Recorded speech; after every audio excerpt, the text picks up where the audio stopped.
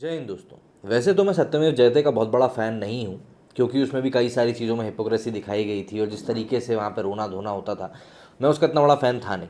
लेकिन उसके कुछ एक एपिसोड्स में कुछ चीज़ें ऐसी आई थी सबके सामने, जिसने वाकई में दिखाया था कि हाँ, देश में जो चीज़ें चल रही हैं वो वास्तविकता से कितनी उलट होती हैं, कितनी ज़्यादा अलग होती हैं। एक आईपीएस अफसर आए थे, उन्होंने ही बताया था कि जो भाई कानून जो हमको पढ़ाया जाता है कि भाई इन चीज़ों को फॉलो करना चाहिए, ऐसा करना चाहिए, जो हम असली ड्यूटी जब जाते हैं वो चीज़ ठीक उसके उलट होती है। क्यों? क्योंकि हमारे देश में जो लोग नेतागिरी में घुस के बैठे हुए हैं वो लोग गुंडा राज चलाने वाले लोग हैं, गुंडागर्दी करने वाले लोग हैं। और जब इंसान पढ़ा लिखा नहीं होता तो उसके सामने किसी भी किताब का कोई मोल नहीं होता। इस तरह का एक बहुत अच्छा एग्जाम्पल दिया था उन्होंने, एक वाक्य भी बताया था, बहुत बढ़िया वाक्य था। अब आर माधवन, एक जो 90s में बड़े हुए बच्चे हैं, जिन लोगों ने रहना है तेरे दिल में शायद पहली रोमांटिक मूवी देखी थी, जिसमें कि मैं भी एक शामिल हूँ, वो लोग सभी उनकी एक्टिंग के मतलब बहुत पसंद करते हैं उनकी एक्टिंग, बहुत अच्छी मूवीज़ को सिलेक्ट करते हैं, अच्छा काम करते हैं। अभी जिस तरह के पिछले कुछ समय में उन्होंने मूवीज़ बनाई वो भी बहुत बढ़िया है। अब इसी फहरिस्त में मतलब ये बॉलीवुड से जुड़े हुए कुछ एक एक्टर्स हैं जिनमें मैं कुछ को पसंद करता हूँ, उनमें से एक ये हैं और इनका कंटेंट भी मैं बहुत पसंद करता हूँ। अब इन्होंने अभी अपने डायरेक्टर बनने की जो सफ़र है उसकी शुरुआत करी है और उस मूवी बनाई है इन्होंने, रॉकेटरी करके जो मूवी बनाई है। अभी जो ये टॉपिक है, जिन लोगों को नाम्बी इफेक्ट के बारे में नहीं पता है उन लोगों को थोड़ा सा मुझे सुनना चाहिए। एक आर्टिकल के थ्रू ही मैं समझाने वाला हूँ इस वीडियो में भी। और किस तरीके से हमारे देश में जो आजकल एक चलन है ना कि आप अपने यहाँ के टैलेंट को अपने यहाँ ही नहीं रोक पा रहे हो और हमारे यहाँ का टैलेंट बाहर के देश यूज़ करते हैं और आगे बढ़ते जा रहे हैं, उसका एक बहुत ही क्लासिक एग्जाम्पल है ये मूवी। और किस तरीके से हमारे देश में मतलब मैं कैसे समझाऊं कि जो व्यक्ति कुछ अच्छा करना चाहता है उसको किस तरीके से दबाया जाता है नीचे, वो ये मूवी में आपको देखने के लिए मिलेगा। अब आर्टिकल कुछ इस प्रकार है कि एक वैज्ञानिक को जब पुलिस थाने ले जाती है और उनसे खाने पीने के बारे में पूछती है तो वो एक डब्बा विल सिगरेट मांगते हैं, जबकि वो 3 साल पहले ही स्मोकिंग करना छोड़ चुके थे। इसी देशद्रोही वैज्ञानिक के 27 साल के संघर्ष पर यह पूरी मूवी बनाई गई है। अब यहाँ पे याद रखिएगा, देशद्रोही शब्द का उपयोग किया गया है इस मूवी का। अगर आपने ट्रेलर देखा होगा तो आप समझ जाएंगे कि अगर किसी एक अच्छे इंसान को तोड़ना हो तो आप उसके ऊपर देशद्रोही का तमगा लगा दीजिए। अब काफ़ी सारी चीज़ें हैं, मूवी आने के बाद पता चलेगा, और नहीं तो आप इनके बारे में थोड़ा बहुत स्टडी कर सकते हैं। सब चीज़ें इंटरनेट पे आपको मिल जाएंगी, एक एक चीज़ इंटरनेट पे अवेलेबल है इनके बारे में। अब इस आर्टिकल के बारे में आपको बताऊं तो बॉलीवुड और तमिल की फिल्मों में अपने अभिनय का लोहा मनवा चुके रंगनाथन माधवन ने अब बतौर निर्देशक अपनी पारी की शुरुआत की है। उनकी अगली film rocketry the Nambi effect का ट्रेलर आ गया है और उसे सोशल मीडिया पर अच्छी प्रतिक्रिया मिल रही है। असल में ये फिल्म इसरो के वैज्ञानिक रहे एस नाम्बी नारायण की बायोपिक है। पद्म भूषण से सम्मानित नाम्बी नारायण के करियर में एक ऐसा समय भी आया था जब उन पर झूठे आरोप लगे और उन्हें गिरफ्तार तक कर लिया गया था। इस फिल्म के ट्रेलर में शाहरुख खान भी नजर आते हैं। नाम्बी नारायण के किरदार में ढल चुके आर माधवन कहते हैं, मैं यहाँ इसलिए आया हूँ ताकि जो इस देश में मेरे साथ हुआ वो किसी और के साथ ना हो। फिल्म में नाम्बी नारायण पुराने दिनों में भारत में रॉकेटरी को बढ़ावा देने के लिए योजना बनाते दिखते हैं ताकि देश इस $1 ट्रिलियन इंडस्ट्री का हिस्सा बने और रॉकेट्स बनाए, खिलौने नहीं। इसके बाद उनके खिलाफ साजिश की बातें आती हैं, उनकी देशभक्ति पर सवाल उठाए जाते हैं, उनकी कामयाबी के बावजूद उन्हें अलग थलग कर दिया जाता है। फिल्म में एक डायलॉग है, किसी कुत्ते को मारना हो तो अफवाह फैला दो कि वो पागल है, ठीक उसी तरह किसी इंसान को मारना हो तो दिखा दो कि वो देशद्रोही है।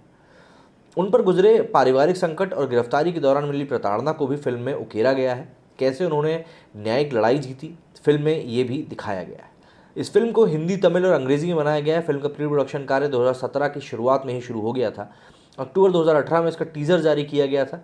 आर माधवन और शाहरुख खान के अलावा फिल्म में कभी तमिल सिनेमा की सेंसेशन रही सिमरन और वहाँ के एक और बड़े स्टार सूर्या भी नजर आएंगे। भारत के अलावा जॉर्जिया, रूस, फ्रांस और सर्बिया में इस फिल्म की शूटिंग हुई है। वो नवंबर 30, 1994 मतलब 1994 की बात थी जब कुछ पुलिस वाले नाम्बी नारायण के घर आ धमके थे। उन्होंने कहा कि डीआईजी आपसे बात करना चाहते हैं। जब नाम्बी ने पूछा कि क्या, तो उन्हें गिरफ्तार किया जा रहा है, तो पुलिस कर्मियों ने ना में जवाब दिया था। उन्हें पुलिस की गाड़ी में आगे बिठाकर ले जाया गया। अपराधियों को अक्सर पीछे बिठाया जाता है, यहाँ पे ये ध्यान देने वाली बात होगी। असल में उससे पहले 20 अक्टूबर को मरियम रशीदा नामक मालदीव्स की एक महिला को गिरफ्तार किया गया था। बताया जा गया था कि वो एक जासूस है और इसरो के में कुछ संपर्कों के जरिए वो पाकिस्तान को भारतीय रॉकेट तकनीक की बारीकियां सप्लाई कर रही है। 13 नवंबर को उसी साल फजिया हुसैन नामक मालदीव की एक और महिला को गिरफ्तार किया गया जो मरियम की दोस्त थी। नम्बी नारायण तब क्रायोजेनिक इंजन प्रोजेक्ट के मुखिया और लिक्विड प्रोपल्शन सिस्टम के डायरेक्टर इंचार्ज हुआ करते थे। प्रोजेक्ट्स में उनके नीचे थे डी शशि कुमारन, जिनका नाम इस जासूसी केस में आया था। नाम्बी नारायण कहते हैं कि तब इसरो के वैज्ञानिक इस केस पर बातें करते थे और शशि कुमारन इसमें शामिल है या नहीं इस पर भी, लेकिन जासूसी वाली बात पर उनकी हंसी छूट जाती थी, क्योंकि उनके अनुसार तब भारत को पता ही नहीं था कि क्रायोजेनिक इंजन बनाते कैसे हैं। तब फ्रांस के साथ मिलकर बनाए गए विकास इंजन का सिर्फ खाका ही था जो कि देश के पास था। इस तरह की बात इनकी कहानी में बताई गई। इसरो के वैज्ञानिक इस पर चर्चाएं करते थे और इस मामले की खबरें अखबारों में आती रहती थीं, इसलिए वो लोग फ़ोन पर भी इनसे जुड़ी बातें कर लिया करते थे। इसी दौरान एक बार नम्बी नारायण को एहसास हुआ कि उनका फ़ोन जो है वो टैप किया जा रहा है। उस समय एक बहुत आम बात थी कि जो फ़ोन वगैरह थे वो टैप किए जाते थे लोगों से जानकारियाँ चुराने के लिए। उन्होंने अपने एक दोस्त को ये आशंका जाहिर भी की थी, लेकिन फिर कहा कि जब उन्होंने कुछ गलत किया ही नहीं है तो फिर डरना किस बात से। जो टैप कर रहा था उसे मस्ती करने दिया गया। पुलिस थाने में एक वैज्ञानिक को ले जाकर बिठा दिया गया, जिससे वो इतने तनावपूर्ण हो गए कि जब पुलिस वालों ने उनसे पूछा कि उन्हें खाने पीने वगैरह में क्या चाहिए तो उन्होंने एक डब्बा विल्स सिगरेट मांगा। वो 3 साल पहले ही स्मोकिंग करना छोड़ चुके थे, लेकिन वो ऐसा समय था जब वो दिन भर में 40 सिगरेट तक पी जाया करते थे। रात को उन्हें वहीं बेंच पर सोना पड़ा। इससे पहले नम्बी नारायण के परिवार की बात कर लेते हैं। उनके पिता और चाचा ने मिलकर एक कारोबार किया था, लेकिन उनके चाचा की मौत के बाद उनके परिवार ने नम्बी के पिता से साझी संपत्तियों पर से सारे अधिकार छीन लिए, जिससे उन्हें 11 सालों के लिए मुकदमा लड़ने पड़े थे। 12 दिसंबर 1941 को नम्बी का जन्म हुआ था। वो 3 बेटियों के बाद जन्मे थे। उनका परिवार में भाग्यशाली माना गया था, क्योंकि उसी महीने मुकदमे का झंझट भी खत्म हुआ और कोर्ट ने उनके पिता के हक में फैसला सुनाया था। नाम्बी की चाची आत्महत्या कर ली। उससे उनके आहत पिता फिर नागरकोइल में बस गए, वहाँ तेल का एक व्यापार खोल लिया। उनके पिता ने संघर्ष करके परिवार को उच्च मध्यम वर्ग का बना दिया। उस ज़माने में उनके घर में पानी और बिजली की सप्लाई थी। 40 के दशक में ये बड़ी बात होती थी। स्कूल यूनिफॉर्म, किताबें या किसी चीज़ के लिए उन्हें कहना नहीं पड़ता था, घर में सब मिला। उन्हें बचपन से गणित बहुत पसंद था। उस वक्त तमिलनाडु में मात्र 6 इंजीनियरिंग कॉलेज थे, जिसमें से कि 4 प्राइवेट थे। उनमें से मदुरई स्थित त्यागराजा कॉलेज में उन्हें एडमिशन मिला। नम्बी नारायण के अनुसार उन्हें कॉलेज छोड़कर जाते हुए अपने पिता को उन्होंने मात्र दूसरी बार रोते देखा था। पहली बार वो अपनी माँ के निधन पर रोए थे। उसके बाद ठीक 5 महीने बाद नम्बी के पिता की मौत हो गई थी और तब उन्हें पता चला था कि कम आय के बावजूद 5 बच्चों का परिवार उनके पिता कैसे चला रहे थे। अब घर में कोई कमाने वाला ना था। 19 वर्ष की उम्र में कठिन जिम्मेदारियां आ गई, लेकिन उनकी 2 बहनों ने साफ कर दिया था कि भाई की पढ़ाई नहीं रुकनी चाहिए। छात्र जीवन में सक्रियता और कुछ अच्छे प्रोफेसर्स के विश्वास ने उन्हें एक सुयोग्य इंजीनियर बनाया। अब लौटते हैं वापस जासूसी के जो भी उनका कांड हुआ था उसकी तरफ। जब नाम्बी को एडिशनल मजिस्ट्रेट के सामने ले जाया गया तो उन्हें पता ही नहीं था कि उन पर आरोप क्या है। वहाँ उनसे सीधा सवाल पूछा गया कि क्या वे अपना जुर्म कबूलते हैं। कटघरे में खड़े नम्बी नारायण का एक ही सवाल था कि आखिर आरोप क्या है। इसके बाद कोर्ट के एक कर्मचारी ने ब्लैक पेपर पर उनसे हस्ताक्षर कराया। उन्हें 11 दिनों की पुलिस कस्टडी में भेज दिया गया और इस तरह से केस में वो आरोपित बन गए। फिर इस मामले को सीबीआई ने अपने हाथों में लिया और 1995 में नम्बी मानवाधिकार आयोग के समक्ष पहुंचे। सितंबर 1996 में एनएचआरसी ने इस मामले में केरल के पुलिस अधिकारियों और आईबी के अधिकारियों के खिलाफ फैसला देते हुए मानवाधिकार के घोर उल्लंघन का मामला माना और 10 लाख रुपये तत्काल मुआवजा देने के निर्देश दिए। केरल सरकार एनएचआरसी के आदेश के खिलाफ हाईकोर्ट गई, लेकिन 2012 में उसके खिलाफ फैसला आया। तत्कालीन सरकार ने एनएचआरसी के आदेश पर रोक लगाने के लिए निचोटी का जोर लगा दिया था।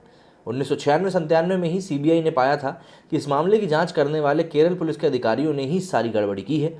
सीबीआई ने उन अधिकारियों के खिलाफ कार्रवाई के लिए केरल सरकार को लिखा था। सीपीआईएम के ईके नारायणन तब केरल के मुख्यमंत्री थे। वामपंथी सरकार ने उन अधिकारियों के खिलाफ कोई कार्रवाई नहीं की और सुप्रीम कोर्ट के आदेश का इंतजार का बहाना बनाया। सुप्रीम कोर्ट का जजमेंट आने के बाद भी 1 दशक तक कोई कार्रवाई नहीं हुई। इसके बाद आई ओमान चंडी की सरकार, जिसे इस जासूसी कांड के कारण जनता के बीच पूरा फ़ायदा मिला था, लेकिन उसने भी केरल के उन अधिकारियों के खिलाफ कार्रवाई न करने का फैसला लिया।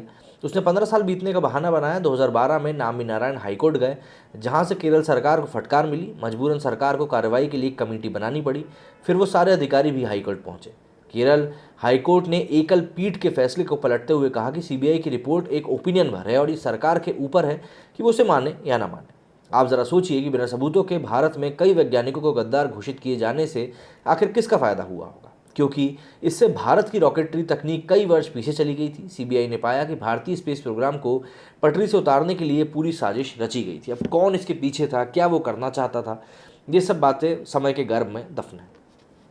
सारा दोष केरल की तत्कालीन सीपीआईएम सरकार पर था, जिसने अमेरिका के इशारे पर भारतीय वैज्ञानिकों का करियर बर्बाद कर दिया और भारतीय स्पेस व रॉकेटरी विभाग का काम ठप्प कर दिया।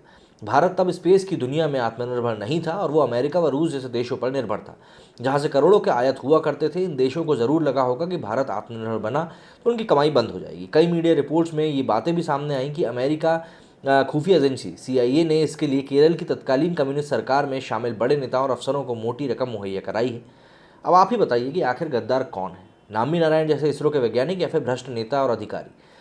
मई 1996 में कोर्ट ने CBI की रिपोर्ट को मानते हुए आरोपित वैज्ञानिकों को बरी कर दिया था, लेकिन CPIM सरकार को उनका करियर बर्बाद करने की इतनी चुल मची हुई थी कि उसने मई 1998 में फिर से जांच के आदेश दे दिए। 1996 में आरोप मुक्त होने के बावजूद सम्मान की लड़ाई 24 वर्षों तक चली। आखिरकार सितंबर 2018 में सुप्रीम कोर्ट ने उनके हक में फैसला दिया और केरल सरकार से कहा कि उन्हें 75 लाख बतौर मुआवजा दिया जाए।